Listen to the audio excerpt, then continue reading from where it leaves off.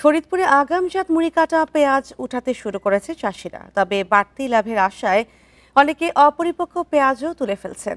তারা বলছেন আমদানি খবরে দাম কমে যাওয়ার আশঙ্কায় আগেভাগে পেঁয়াজ তুলছেন। কৃষি বিভাগ বলছে স্বল্প পরিসরে পেঁয়াজ আমদানিতে ক্ষতিগ্রস্ত হবে না চাষিরা।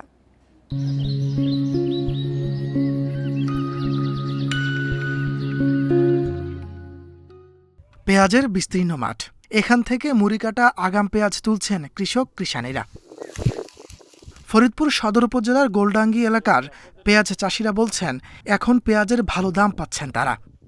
এখন দাম যা আছে এইভাবে থাকলেও আমাদের কোনোরকম কৃষকের যান পাচ্ছে, কিন্তু কি এর দাম যদি কমে যায় তাহলে আমাদের লস হবে। পিজের দাম আছে হলো 5,000, এনে এই পিজে চলে আসে হলো 2400-2500।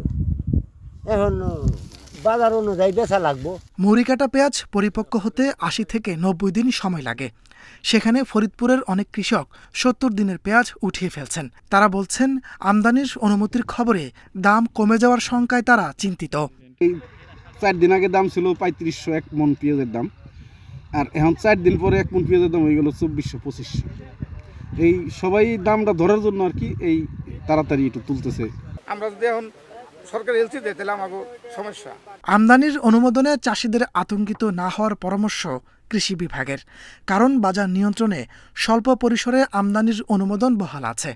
সরকার এই পেঁয়াজের বাজারটা স্থিতিশীল করার জন্য স্বল্প মাত্রায় কিছু আইপি প্রদান করেছে। তার মানে এই নয় যে এটা পেঁয়াজের বাজার একেবারে ড্রাস্টিক্যালি কমে যাবে, এবং আমার মনে হয় যে যদি স্বল্প মাত্রায় আমদানি করা যায়, বলছি আগামী 10 থেকে 15 দিনের মধ্যে মুড়ি কাটা পেঁয়াজটি যখন পুরোদমে হারভেস্ট করা শুরু হয়ে যাবে।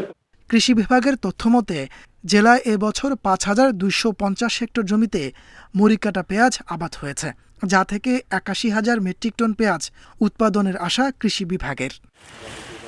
Independent news.